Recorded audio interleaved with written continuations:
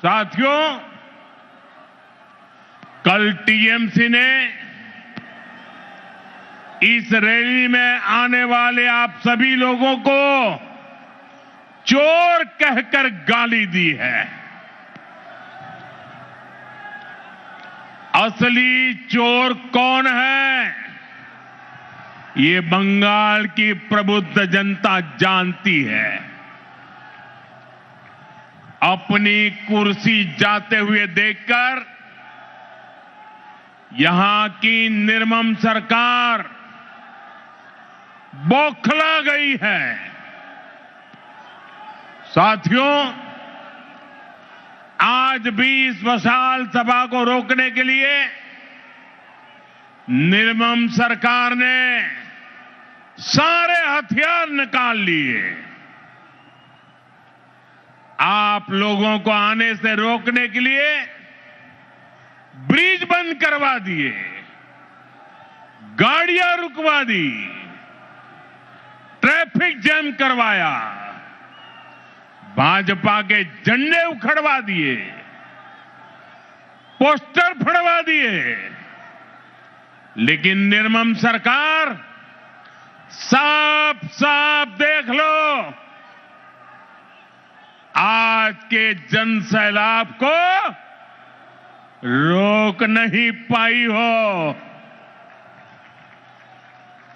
बंगाल में महाजंगल राज लाने वालों का काउंटडाउन शुरू हो चुका है। वो दिन दूर नहीं जब बंगाल में फिर से कानून का राज होगा। जो कानून तोड़ेगा, जो अत्याचार करेगा, टीएमसी के किसी अत्याचारी को छोड़ा नहीं जाएगा। चुन चुन के हिसाब लिया जाएगा।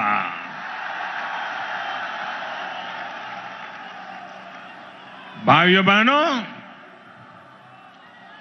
यहां की निर्मम सरकार चाहे अब जितना जोर लगा ले,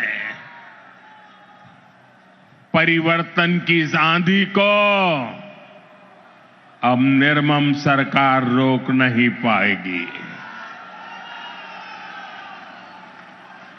भाजपा के साथ, एनडीए के साथ महिषासुर मर्दिनी का आशीर्वाद है। श्री रामकृष्ण परमहंस,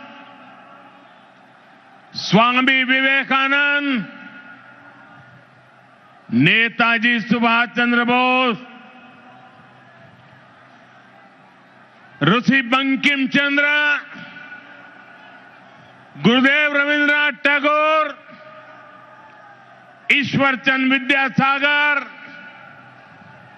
बागा जतीन और खुदीराम बोस, डॉक्टर श्यामा प्रसाद मुखर्जी, लोक माता रानी रोशमनी, ऐसी सभी महान विभूतियों ने जिस बंगाल की परिकल्पना की थी, भारतीय जनता पार्टी की सरकार उस बंगाल का निर्माण करेगी, नवनिर्माण करेगी। साथियों, बंगाल का विकास नेक नियत से होगा,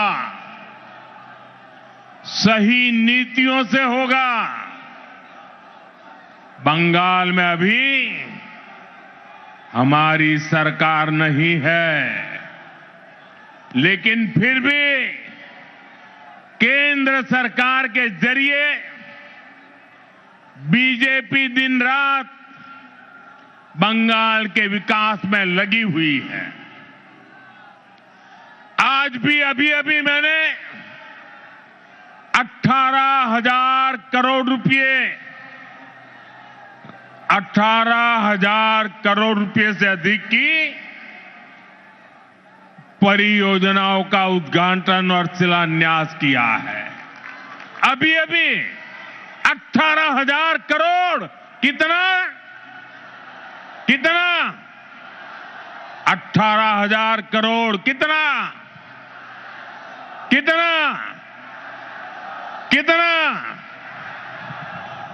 4 दिन पहले ही कैबिनेट ने पश्चिम बंगाल के लिए मल्टी ट्रैकिंग प्रोजेक्ट्स को भी मंजूरी दी है। ये सभी प्रोजेक्ट पश्चिम बंगाल में कनेक्टिविटी को बेहतर बनाएंगे। इसका फायदा यहां के सामान्य मानवी, किसान, व्यापारी और स्टूडेंट्स को मिलेगा।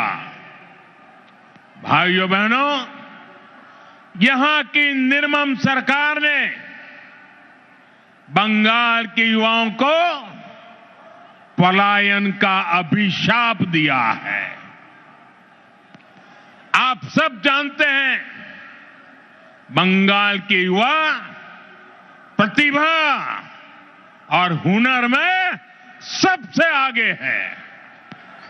बंगाल के युवा मेहनत करने में सबसे आगे है। बंगाल एक समय पर पूरे भारत के विकास को गति देता था।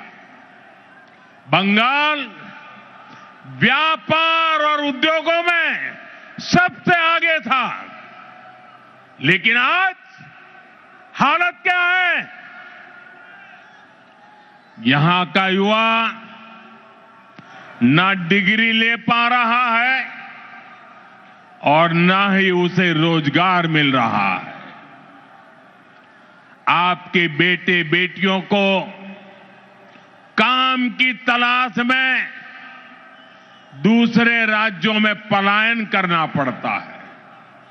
साथियों, पहले कांग्रेस, फिर कम्युनिस्ट और अब टीएमसी, ये लोग एक के बाद एक आते रहे, अपनी जेबें भरते रहे और बंगाल में विकास के काम ठप पड़े रहे। इंफ्रास्ट्रक्चर के मामले में हमारा बंगाल पीछे होता चला गया। उद्योग धंधे बंद होते चले गए।